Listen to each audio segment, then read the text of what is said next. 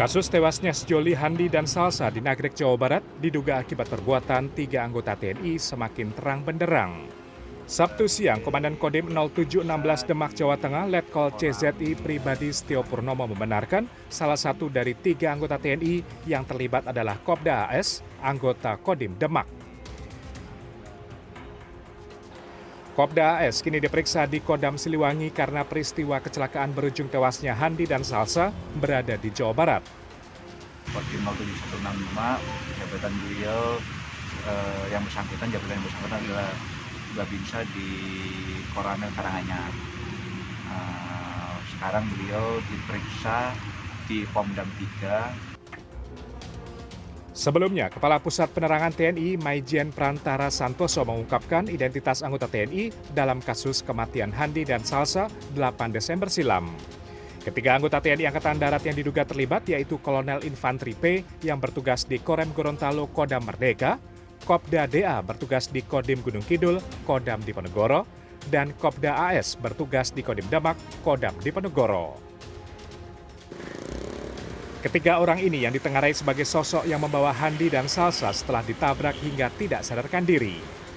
Menurut saksi di lokasi, ketiga anggota TNI ini melarang warga membututi karena berjanji membawa korban ke rumah sakit.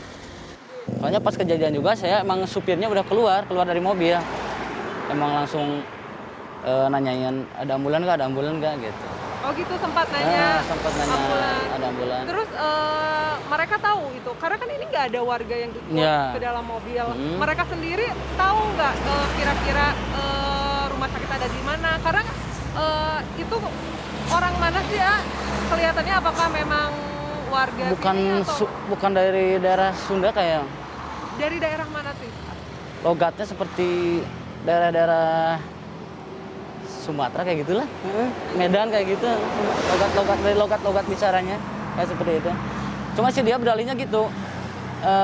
Mau bawa ke rumah sakit terdekat.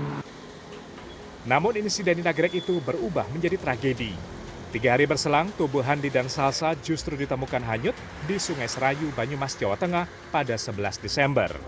Keduanya ditemukan sudah meninggal dunia.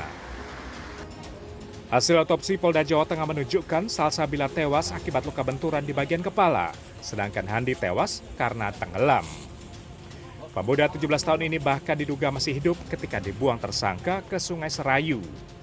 Kalau yang perempuan memang mati waktu di Jawa Barat. Iya. Dan dibuang sudah dalam keadaan meninggal.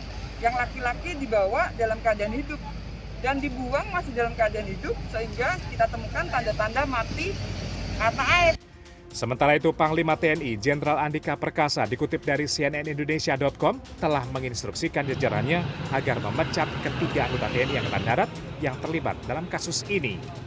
Tim Liputan CNN Indonesia.